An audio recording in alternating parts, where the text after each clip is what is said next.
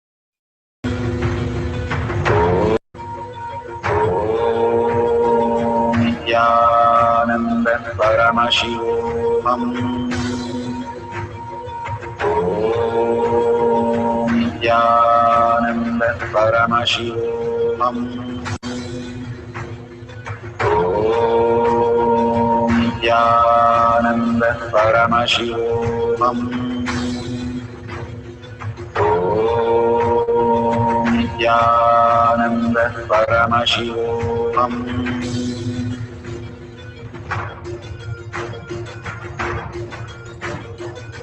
Paramashivoham, Paramashivoham. Let Paramashiva's third eye manifest in all our third eyes. Let the Amrita pour, let the Varni open up, manifest in all of us. Paramashivoham, Paramashivoham, Paramashivoham, Paramashivoham. Let Paramashiva overflow, manifest the powers in all our third eyes. Om Nithyananda Paramashivam. Om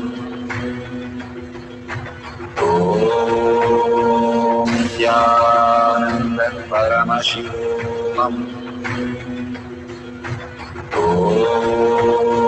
Nithyananda Paramashivam. Om Nithyananda Paramashivam. Om Nithyananda Paramashivam. Om Nithyananda Paramashivam. Om Nithyananda Paramashivam. Om Nithyananda Paramashivam. Om Nithyananda Paramashivam. So nice. How beautifully Bhagwan is manifesting through all of us. If you feel your hands are sticky, the honey or the sugar crystal materializing, that's beautiful. If you see any seed happening, that's wonderful. Or if you see the golden, you can put the light on your hand and check if there's any golden flakes on your hand. And simply all these great materials which are getting manifested as you surrender more and more to Paramashiva, the more you'll understand that Paramashiva is happening as reality for you. And that is more true than the outer world where you are deluded by all the ideas, views, opinions, judgments, and conclusions, skills, whatever you call it, the identities that you carry will start withering away. The more you are in oneness, you will understand that everything happens only by the oneness of Paramashiva, even our breathing, even our very own thinking. But consciously, when we live as conscious sovereignty, as our reality, continuously holding Paramashiva in a space and chanting as Ajaba Ajaba, internally the Ajaba Ajaba goes on of the Mahavakya. When you don't make a sound from your mouth and you hear the sound from your heart, it is Ajaba Ajaba. When you don't move your tongue but still you can hear it very clearly, then it becomes Ajaba Ajaba. Ram Surat Kumar used to chant the whole day Ramanama. Sharada Devi used to chant 1,00,000 times every day, Bhagavan says. All these great avatars, they themselves keep on chanting to bring that awareness and being dissolved into the awareness, forgetting the body and the mind, going beyond that and experiencing the oneness. How in the dream state and sleep state we forget ourselves, same way Bhagavan says we can do the same thing when we are waking state also. Fall into the Turiya state where there is nothing other than this exist. We are that which is manifesting all the space as body, as objects, as our reality. But the very core from where we exist is Paramashiva. The quantum space is Paramashiva. How we exist as the atom, proton, the subtler and the subtler, and manifest as quantum and manifest this body, manifest the mind, manifest the dream, manifest the deep sleep. All that is one and the same, but getting clutched with something in this outer world is the silliness that we try to possess, which is not real, which doesn't exist even in our dream state or deep sleep. However close, however important, it does not exist. So it is not there. That is why Bhagavan beautifully says, even a broken needle cannot come into the other states. The only thing we can is presume that what we are perceiving in this world is reality. But there is an existential reality. That is the truth. And all of us and everything has to go through the death, which is the existential reality. But even that is a delusion because we are thinking we are the body, just clubbed and surrounded by our body, just like a cloud. But this is not solid as we think, Bhagavan says. It is liquid. The minute we understand the expansive space, the body will simply wither off and we can experience the oneness with Paramashiva. Now we'll have one more cycle for materialization. Surrender everything, every identity that you have, even that I have to go, I don't have time, I don't know, nothing is happening. Whatever you have, surrender to Bhagavan Paramashiva. The more we learn to surrender, more faster and beautiful it will start happening. All that we need is only that feeling connection, Shakti Pada and Shakti Nipada. Unclutch from everything else. And even if the thought comes, oh, I'm not manifesting, unclutch from that. Oh, it's not coming big time, unclutch from that. Anything you understand, keep on unclutching and you will experiencing the real reality, highest possibility. Now let's sit straight with the head, neck and spine in a straight line.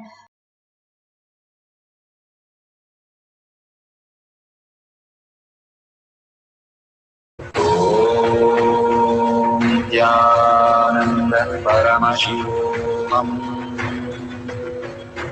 Om Nithyananda Paramashivoham.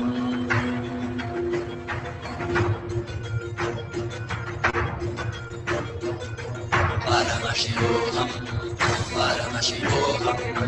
Let Paramashiva's third eye manifest in all our third eyes. Let the Amrita pour, let the Vani open up, manifest in all of us. Paramashivoham, Paramashivoham, Paramashivoham, Paramashivoham. Let Paramashiva overflow, manifest the powers in all our third eyes. Om Nithyananda Paramashivoham. Om Nithyananda Paramashivoham. Om Nithyananda Paramashivoham. Om Nithyananda Paramashivoham. Om Nithyananda Paramashivoham. Om Nithyananda Paramashivoham. Om Nithyananda Paramashivoham. Om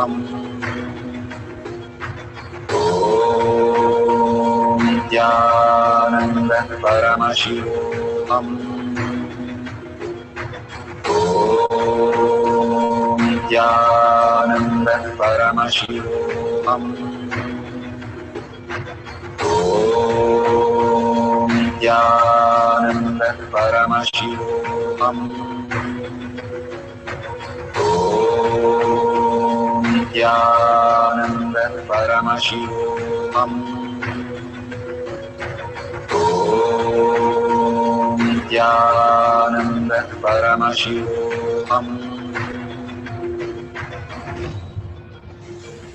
Om Nithyananda Paramashivoham.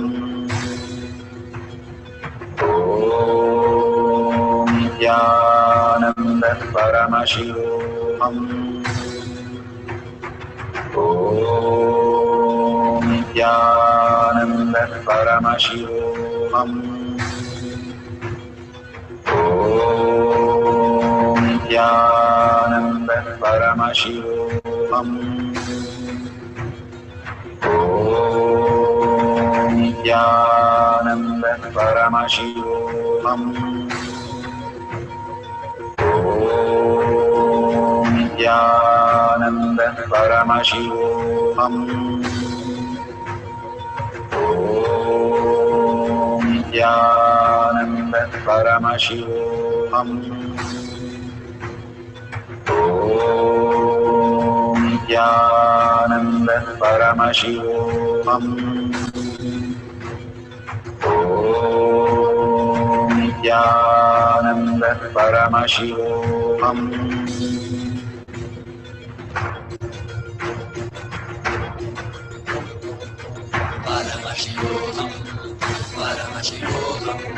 Let Paramashiva's third eye manifest in all our third eyes. Let the Amrita pour, let the Om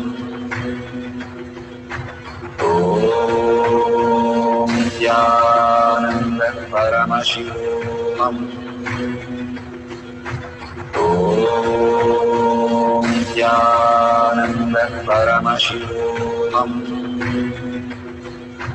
Om Nithyananda Paramashivoham. Om Nithyananda Paramashivoham. Om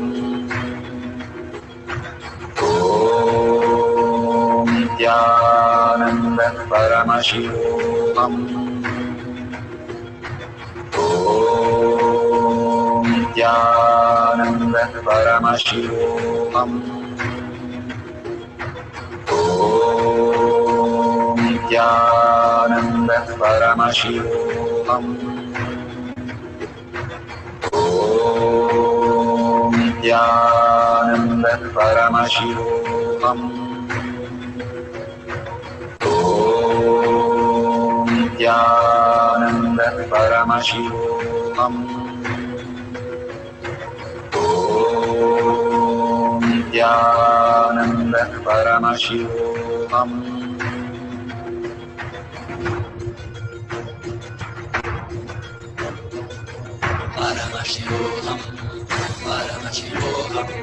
Let Paramashiva's third eye manifest in all our third eyes. Let the Amrita pour, let the Varni open up, manifest in all of us.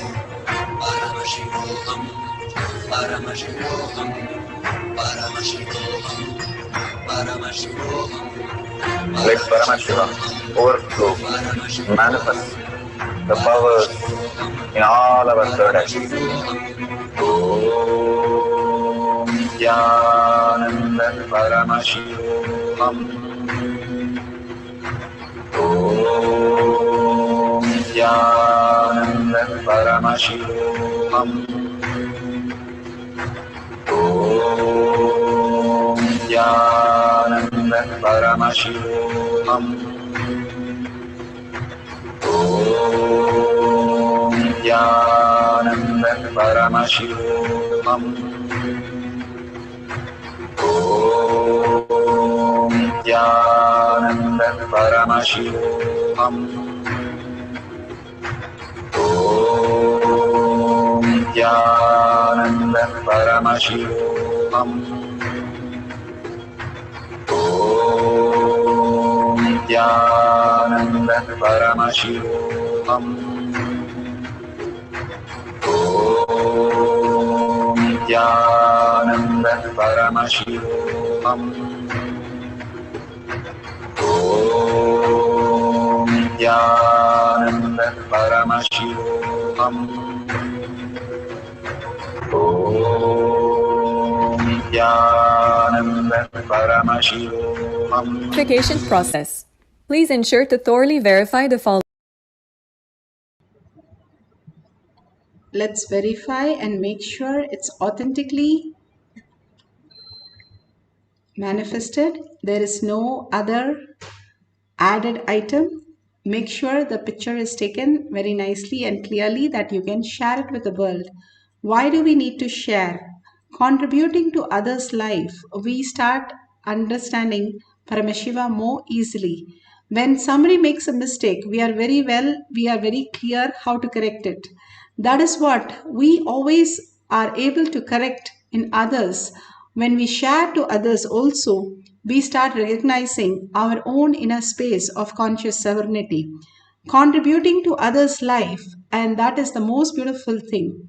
When Uddhava asked Krishna, "What is that one thing I have to hold?" he said, "Contribute to others' life. Holding everybody is Krishna. You will just recognize the Krishna in you." The easiest and the beautiful way, Bhagavan says, is enriching and causing. He himself will manifest as your reality. That Paramashiva becomes the existential reality. That is why Gopikas were having their own Krishna. Krishna left them and went, and Uddhava, beautifully, how Uddhava experienced, same way the Gopikas also experienced Krishna in physical form itself, because they were in such a space of contributing only to Krishna, surrendering everything to Krishna, and experiencing the ultimate. And if you see a dollar sign, so many of you are manifesting and contributing to Kailasa. You can offer to Kailasa a single unit of your currency. Whatever we offer, simply it comes enfold as abundance in us. That is why all the great things we keep on offering, so that it comes back as enfold to our own space of oneness with Paramashiva, becomes abundance and auspiciousness. All these contribution and the whole space of oneness starts becoming reality when you start living with that as existential reality continuously. Let's surrender all the powers and powerful cognition to Bhagavan's lotus feet and share in tinyurl.com/power manifestation or your social media and tag it to your friends and family, thanking Bhagavan in deep gratitude what he has offered, sitting for 3 hours and giving the satsang and giving the powerful cognition and giving the powers, initiation, and making each one of us to manifest. That is the greatest gift. Let's thank Bhagavan for whatever he has given. And with a deep gratitude and earning, let's end this session with a Purna Mantra. Thanking all of you also to be here and manifesting the space of Paramashiva, the state of Paramashiva, the being of Paramashiva, and Kailasa of Paramashiva. Let's end the session with a Purna Mantra. Om Purnamada Purnamidam Purna Purnamudashyate Purnasya Purnamataya Purnamevavashishyate. Om Shanti Shanti Shanti. Hari Om Tat Sat Sarvam Bhagavate Sri Nithyananda Paramashivam Paduka Arpanamastu. Om Nithyanandam.